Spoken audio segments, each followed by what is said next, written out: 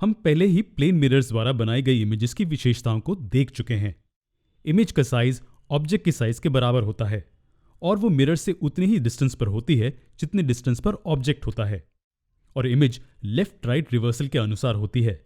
इसका मतलब ऑब्जेक्ट का राइट इमेज का लेफ्ट होगा और ऑब्जेक्ट का लेफ्ट इमेज का राइट, और अंत में प्लेन मिरर द्वारा बनाई गई इमेज एक वर्चुअल इमेज होती है।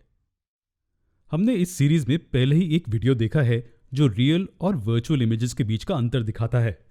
तो कॉन्केव मिरर्स द्वारा बनाई गई इमेजेस के बारे में क्या उनकी भी यही विशेषताएं होती हैं? आप सभी ने एक चम्मच में अपने चेहरे का रिफ्लेक्शन देखा होगा। चम्मच में दो स्मूथ सर्फेसेस होती हैं, एक अंदर की तरफ कर्व्ड और दूसरी बाहर की तरफ कर्व्ड। हालांकि वो पूरी तरह से स्फेरिकल नहीं होता। समझने में आसानी के लिए हम वो रिफ्लेक्टिंग सरफेस कंसिडर कर सकते हैं जो कॉन्केव मिरर जैसे अंदर की ओर कर्व्ड है। हम आपको दिखाएंगे कि इमेजेस कैसे दिखाई देती हैं, लेकिन एक एक्चुअल कॉन्केव मिरर का यूज करके, ना कि चम्मच का यूज करके। एक कॉन्केव मिरर द्वारा बनाई गई इमेज लगभग उसी इमेज की तरह बिहेव करती है जो चम्मच के अंदर की ओर कर्व्ड सरफेस बनाती है। तो चलिए कोशिश करते हैं और एक कॉन्केव मिरर द्वारा बनाई गई इमेजेस की प्रॉपर्टीज का पता लगाते हैं। मैं आपको मिरर्स के दो व्यूज दिखाऊंगा, फ्रंट व्यू और साइड व्यू। साइड व्यू केवल अलग अलग पोजीशंस को दिखाने के लिए है जहां ऑब्जेक्ट रखा गया है, क्योंकि फ्रंट व्यू में ऐसा करना मुश्किल है। ठीक है, तो पोल को P बोलते हैं और C इसका सेंटर ऑफ कर्वेचर है।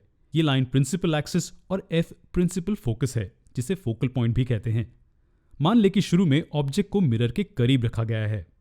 मैं राइट की ओर एक टेबल बनाऊंगा जिसमें 3 कॉलम्स हमें बताएंगे कि ऑब्जेक्ट कहां रखा गया है, ऑब्जेक्ट का साइज और इमेज का नेचर, यानी कि इमेज वर्चुअल है या रियल। तो शुरुआत में ऑब्जेक्ट की पोजीशन F और P के बीच है। इमेज का साइज क्या है? हम कॉन्केव मिरर में रिफ्लेक्शन को देखते हैं और इमेज साइज में बड़ी है।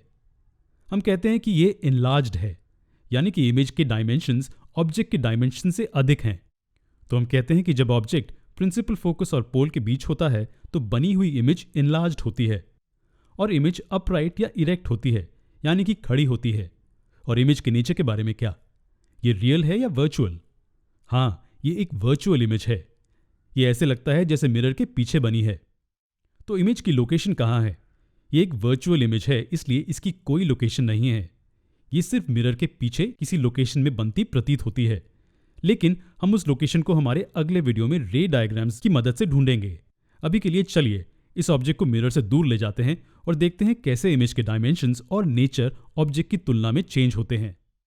आप देखेंगे कि जैसे ही हम ऑब्जेक्ट को दूर ले जाते हैं, इमेज और भी बड़ी हो जाती है, और जब ऑब्जेक्ट प्रिंसिपल फोकस पर होता है तब इमेज बहुत बड़ी होती है। यानी कि जब ऑब्जेक्ट प्रिंसिपल फोकस पर होता है तब इमेज हाईली एनलार्ज्ड होती है। क्या ये रियल या वर्चुअल इमेज है? ये रियल इमेज है। क्योंकि ये एक रियल इमेज है, ये अपसाइड डाउन है। यहां हम इसके लिए दूसरा शब्द यूज करते हैं जो कि है इन्वर्टेड। ये मिरर के सेम साइड पर बनती है जिस साइड ऑब्जेक्ट होता है। और मानो या ना मानो, जो इमेज बनी है वो इन्फिनिटली दूर है। हम इस पॉइंट को अधिक विस्तार में हमारे आने वाले वीडियोस में रे डायग्राम्स की मदद से बेहतर समझेंगे। जैसे ही हम ऑब्जेक्ट को पॉइंट C की ओर फोकल पॉइंट से दूर ले जाना शुरू करते हैं तो इमेज अभी भी एनलार्ज्ड है, लेकिन साइज कम होता जा रहा है। जी हाँ, यहां भी इमेज अपसाइड डाउन है। और इस इमेज का नेचर क्या है? जी हाँ, ये भी रियल इमेज है। इसकी पोजीशन भी रे डायग्राम्स की मदद से हम अगले वीडियो में देखेंगे।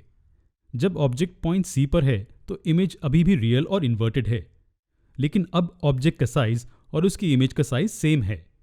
जी हाँ, इस पॉइंट पर दोनों ऑब्जेक्ट और इमेज सेम साइज के हैं। अब आगे क्या?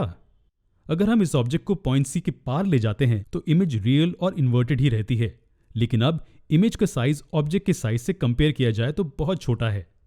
तो हम कह सकते हैं कि इमेज डिमिनिश्ड है। यह भी एक रियल इमेज है। क्योंकि ऑब्जेक्ट पॉइंट C के पार जाता जा रहा है, इमेज का साइज भी कम होता जा रहा है। क्या होगा अगर ऑब्जेक्ट को इन्फिनिटी पर रखा जाए? तो अगर आपको याद होगा तो हमारे पिछले वीडियो में हमने देखा था कि जो लाइट रेज एक दूसरे से और प्रिंसिपल एक्सिस से पैरेलल होती हैं वो फोकल पॉइंट पर कन्वर्ज होंगी। और उस एग्जाम्पल में हमारा ऑब्जेक्ट सन था। सन अर्थ से बहुत दूरी पर है, इसलिए हमने उससे निकलने वाली लाइट रेज जो अर्थ के सरफेस तक पहुंचती हैं उन्हें पैरेलल कंसिडर किया था। सन की इमेज प्रिंसिपल फोकस पर बनेगी। उसी तरह अगर कोई भी ऑब्जेक्ट मिरर से इन्फिनिटली दूर प्रिंसिपल एक्सिस पर है तो उसमें से निकलने वाली सभी रेज एक दूसरे से पैरेलल ट्रैवल कर रही हैं। ऐसा सोचा जा सकता है। रिफ्लेक्शन के बाद वो सभी फोकस पर कन्वर्ज होंगे और इस पॉइंट उस ऑब्जेक्ट की इमेज बनेगी। जी हाँ, ये एक पॉइंट साइज्ड इमेज है। ये एक हाईली डिमिनिश्ड इमेज है और एक रियल इमेज भी है। कुछ समय ले और इमेज की प्रॉपर्टीज को दोबारा देखें।